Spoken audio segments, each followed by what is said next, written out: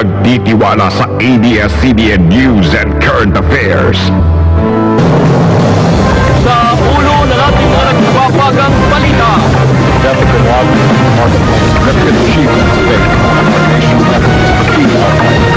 Justice has been done.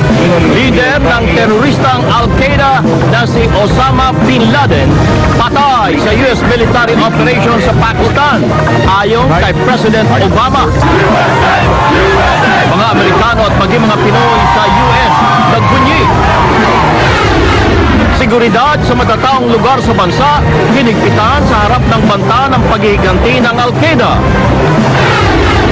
LPG tumaas ng mahigit 30 pesos kada tangke. Gasolina nagbabadya namang magmahal. Unang pagdinig sa petisyon sa aumento sa sahod binulabog ng protesta.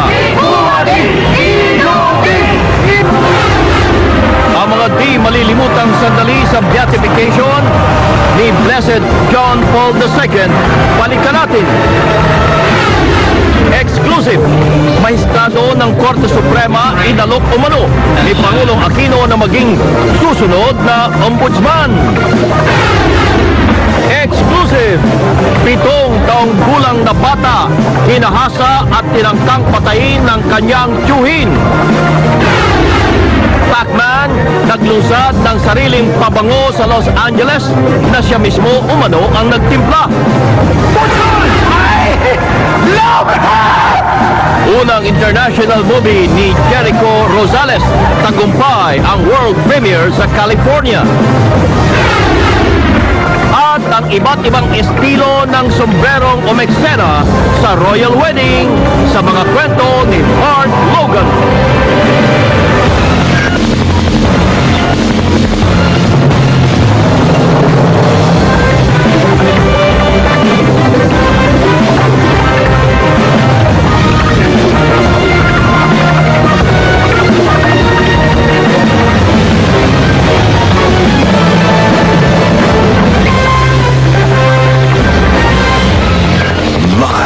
Mula sa ABS-CBN News Center, Manila, ito ang TV Patrol!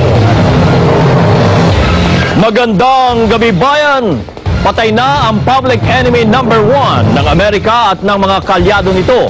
10 taong makaraan ng September 11 terror attack o 9/11 na yumanig sa Amerika, ipinahayag ni US President Barack Obama na patay na si Osama Bin Laden.